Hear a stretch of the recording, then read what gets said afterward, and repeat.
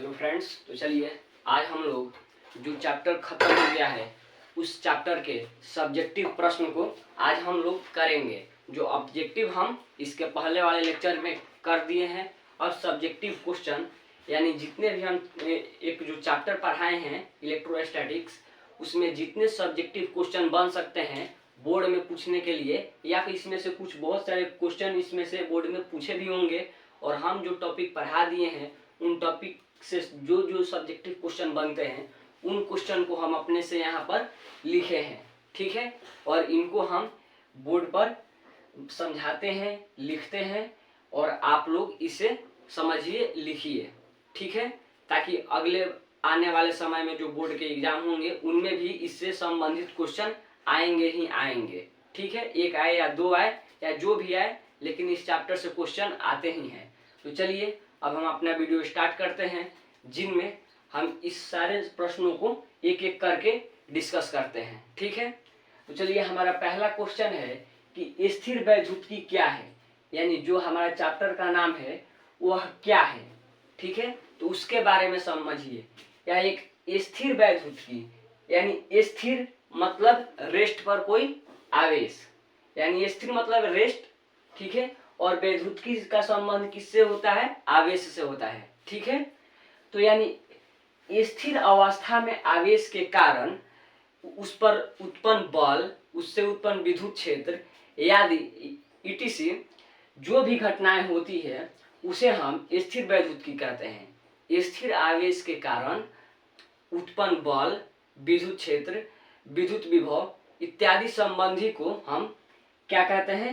स्थिर वैद्युतिकी कहते हैं। यानी हमारा पहला नंबर क्वेश्चन हो गया। अब इसको लिख देते हैं।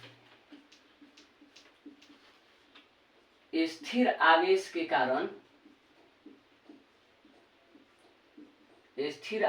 कारण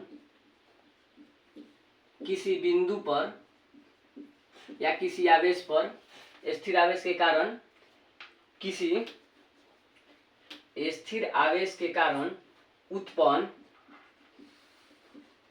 बल यानी विद्युतीय बल, विद्युत क्षेत्र,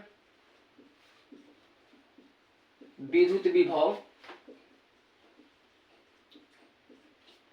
विभव इत्यादि का हम इसमें अध्ययन करते हैं। इसे हम बोल सकते हैं कि यह भौतिकी की वह शाखा है जिसमें स्थिर आवेश के कारण जो उत्पन्न होता है विद्युत बल, विद्युत क्षेत्र, विद्युत विभव इत्यादि, उनको हम स्थिर वैद्युतिकी कहते हैं, ठीक है। यानी स्थिर वैद्युतिकी क्या है? फिजिक्स का एक ब्रांच है। जैसे मान लीजिए कि आप ये फिजिक्स पूरा किताब हो गया, उसमें से एक चैप्टर है स्थिर वैद्युतिकी, तो ये क्या है? एक उसका पार्ट है। अब चलते हैं कि आवेश क्या होता है एवं इनके कितने प्रकार होते हैं।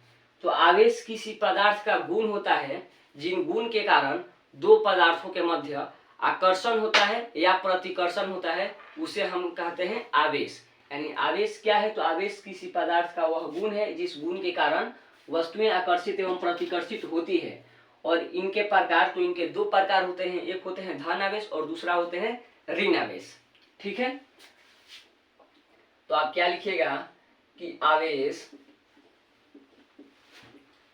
किसी पदार्थ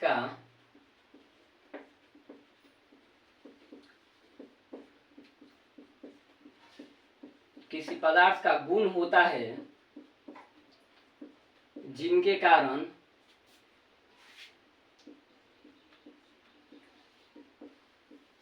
आकर्षण या प्रतिकर्षण होता है,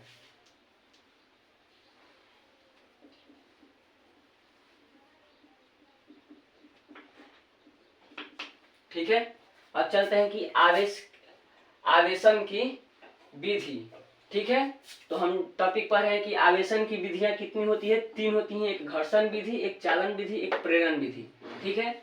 तो आवेशन की घर्षण विधि क्या कहते हैं कि हम किन्हीं दो पदार्थों को जब आपस में रगड़ते हैं तो उन पर आवेशों का स्थानांतरण होता है, यानी इस पर का उस पर, उस पर का उस पर, यानी एक दूसरे में आवेशों का स्थानांतरण होता है रगड़ने के मध्य, रगड़ते हैं तब, रगड़ते समय, तो उसे बोलते हैं आवेशन की घर्षण विधि, ठीक है। तो यहाँ लिखेंगे कि रगड़ने से किन दो पदार्थों को, किसी दो वस्तुओं को आपस में रगड़ने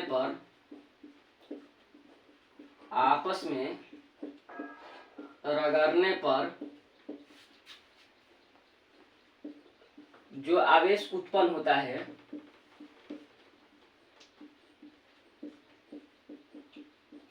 है उसे आवेशन की घर्षण विधि कहते हैं। अब चलते हैं कि चालन विधि। तो चालन विधि क्या कहता है कि किसी अनावेशित वस्तु को,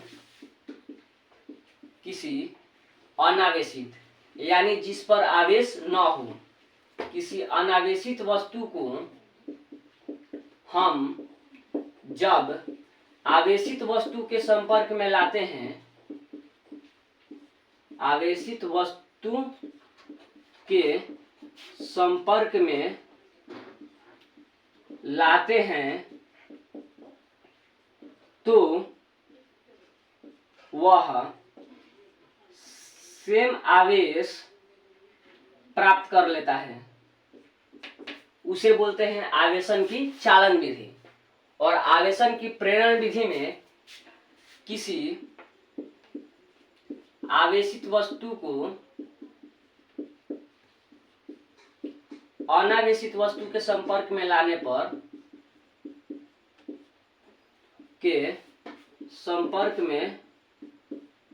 पर वह विपरीत प्रकृति का आवेश प्राप्त कर लेता है। ठीक है, तो उसे बोलते हैं आवेशन की प्रेरण विधि। ठीक है, अब चलते हैं कि आवेशों के संरक्षण सिद्धांत। ठीक है, तो आवेशों के संरक्षण सिद्धांत, ऊर्जा के संरक्षण सिद्धांत, संवेग संरक्षण सिद्धांत, ये सभी एक ही होते हैं। मतलब एक ही कहने का मतलब ये नहीं, इनकी परिभाषाएं एक जैसी ही होती है। जैसे आवेशों के संरक्षण सिद्धांत को हम लिखेंगे कि आवेश की न तो उत्पत्ति होती है और न ही आवेश को नष्ट किया जाता है, अर्थात यह एक दूसरे पर आते जाते रहते हैं। इस सिद्धांत को आवेशों के संरक्षण सिद्धांत कहते हैं। ठीक है, उसी तरह हम ऊर्जा के संरक्षण सिद्धांत को परिभाषित करते हैं कि ऊर्जा को न तो उत्पत्ति कर सकते हैं और न ही नष्ट कर सकते हैं। ऊर्जा को केवल एक रूप से दूसरे रूप में स्थानांतरण करते हैं। इसे आप ऊर्जा संरक्षण सिद्धांत बोलते हैं। जैसे आप बैटरी से बॉल जलाते हैं, ठीक है, तो बैटरी की जो ऊर्जा है वह बॉल से प्रकाश की ऊर्जा में मिलती है। ठीक है, तो चलिए आवेश के संरक्षण सिद्धांत को हम लिखते हैं कि आवेशों की न तो उत्पत्ति, जहां संरक्षण सिद्धांत बोले अर्थात न उत्पत्ति और न नष्ट लिखकर आप उसकी परिभाषा बना सकते हैं। ठीक है, तो आवेशों के संरक्षण सिद्धांत क्या बोलता है कि आवेशों की न तो उत्पत्ति की जा सकती है और न ही नष्ट किया जा सकता है। इसे आवेशों के संरक्षण सिद्धांत कहते हैं। ठीक है, हम यहाँ पर एक लाइन में परिभाषा लिख रहे हैं ताकि हमारे यह बोर्ड का जगह भरे नहीं। ठीक है, आप इसको लमरा कर भी अपने से लिख सकते हैं। अब चलते हैं कूलाम के नियम। तो कूलाम के नियम क्या कहता है कि स्थिर आवेशों के मध्य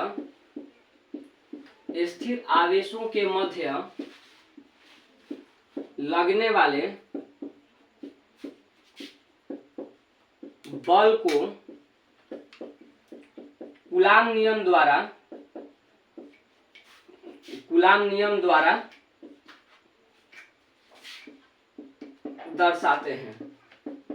दर्शाते हैं, लिखते हैं, व्यक्त करते हैं, अभिव्यक्त करते हैं, प्रदर्शित करते हैं। सब बात एक ही हुआ। ठीक है, स्थिर आवेशों के मध्य लगने वाले बल को कूलाम नियम के द्वारा दर्शाते हैं। ठीक है, जैसे यहाँ पर कोई चार्ज है, यहाँ पर कोई चार्ज है, यहाँ पर Q1 चार्ज है, यहाँ पर Q2 चार्ज है। और ये एक दूसरे से r दूरी पर क्या है, सेपरेट है, तब इनके मध्य जो फोर्स लगेगा F बराबर K into Q1 into Q2 अपन R स्क्वायर, जहाँ K क्या होता है, कूलाम नियतांक होता है, जिसका मान भी हम बता दिए हैं 9 × 10⁻⁹ न्यूटन मीटर स्क्वायर पर कूलाम स्क्वायर। ठीक है, यानी दोनों आवेशों के मध्य गुणनफल के समानुपाती होता है और उनके बीच के दूरी के वर्ग के व्युत्क्रमानुपाती होता है, इसे क्या बोलते हैं, कूलाम नियम बोलते हैं। ठीक है, सेम ऐसा ही गुरुत्वाकर्षण बल के लिए भी होता है। ठीक है, वहाँ के जगह पर जी आ जाता है, इस पे कूलाम नियतांक है तो वहां पर गुरुत्वाकर्षण नियतांक होता है। ठीक है, वहां अब चलते हैं विद्युतशीलता या परावैद्युतांक क्या है। ठीक है, तो ये होता है कि किसी माध्यम को अपने आप में ध्रुवित होने की क्षमता क्या कहलाती है, उस पदार्थ की विद्युतशीलता कहलाती है। किसी माध्यम को अपने आप में ध्रुवित होने की क्षमता क्या कहलाती है, विद्युतशीलता या परावैद्युतांक कहलाती है।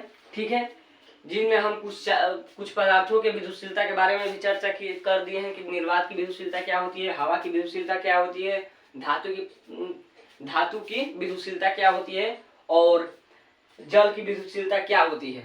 ठीक है, जो ऑब्जेक्टिव क्वेश्चन में पूछे जाते हैं, लेकिन हम यहाँ पर पढ़ रहे हैं कि सब्जेक्टिव, तो हमें किसी टॉपिक को उसको परिभाषा बनाकर लिखना पड़ता है। ठीक है, तो अब चलते हैं कि सापेक्ष विद्युतशीलता क्या है। तो किसी माध्यम की विद्युतशीलता और निर्वात की विद्युतशीलता के अनुपात को क्या बोलते हैं, सापेक्ष विद्युतशीलता बोलते हैं। किसी माध्यम की विद्युतशीलता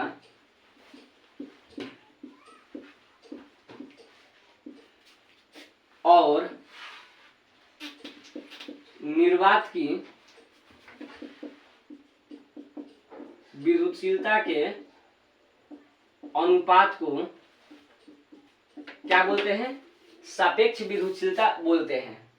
ठीक है, अब आवेशों के अध्यारोपण सिद्धांत क्या कहता है कि जैसे XY प्लेन जो होता है, ठीक है, उनमें मान लीजिए कि कोई Q1 दूरी पर, R दूरी पर Q1 चार्ज रखा है, R2 दूरी पर Q2 चार्ज रखा है, इसी तरह Rn दूरी पर क्या रखा है, Qn चार्ज रखा है, तो इनके मध्य जो बल लगेगा F नेट, ठीक है, वह किन्हीं दो के मध्य लेते हैं, यहाँ पर 0 मूल बिंदु को ले लेते हैं और इनके बीच की दूरी R1, इनके बीच की दूरी R2, तो F नेट जैसा वेक्टर में फॉर्मूला हमारा होता है कि R बराबर a square plus b square plus 2ab cos theta root under.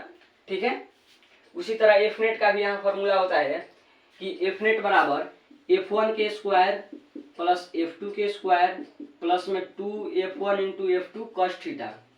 ठीक है, अब यहाँ पर आपको वेरिएशन इसके साथ खेला जा सकता है क्वेश्चन में कि अगर F1 का मान F2 के मान के बराबर रख दिया तो F नेट कितना होगा, अगर cos थीटा बराबर इतना रख दिए तो F नेट का मान निकालें। ETC ऐसे संबंधित क्वेश्चन में वेरिएशन किए जा सकते हैं। ठीक है, तो हमारा ये 10 क्वेश्चन लिखा जाएगा अब। ठीक है, तो चलिए एक बार 10 क्वेश्चन को मैथमेटिकली रूप में समझने की कोशिश करते हैं कि स्थिर वैद्युतिकी क्या होता है। तो स्थिर आवेश यानी मान लीजिए कि ये Q चार्ज है, ठीक है, और ये क्या है, रेस्ट पर है, तो इनके कारण उत्पन्न बल, ठीक है, इलेक्ट्रिक फील्ड, ठीक है, या इलेक्ट्रिक विभव या इससे संबंधित स्थिर आवेश से संबंधित जो घटनाएं होती है, उन सभी घटनाओं को हम इस के अंदर पढ़ते हैं, यानी स्थिर वैद्युतिकी के अंदर। ठीक है, अब कहते हैं कि आवेश क्या होता है। तो यहाँ देखिए, यहाँ पर Q, ये क्या होता है, Q मतलब 4 और 4 मतलब आवेश, तो ये क्या होता है, या किसी पदार्थ का प्रॉपर्टी यानी गुण होता है।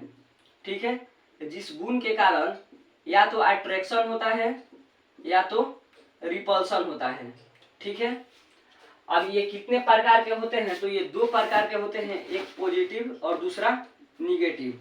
अगर सजातीय हो तो क्या करते हैं, एक दूसरे को प्रतिकर्षित करते हैं, और विजातीय हो तो एक दूसरे को क्या करते हैं, आकर्षित करते हैं। ठीक है, अब चलते हैं कि आवेशन की घर्षण विधि क्या होती है।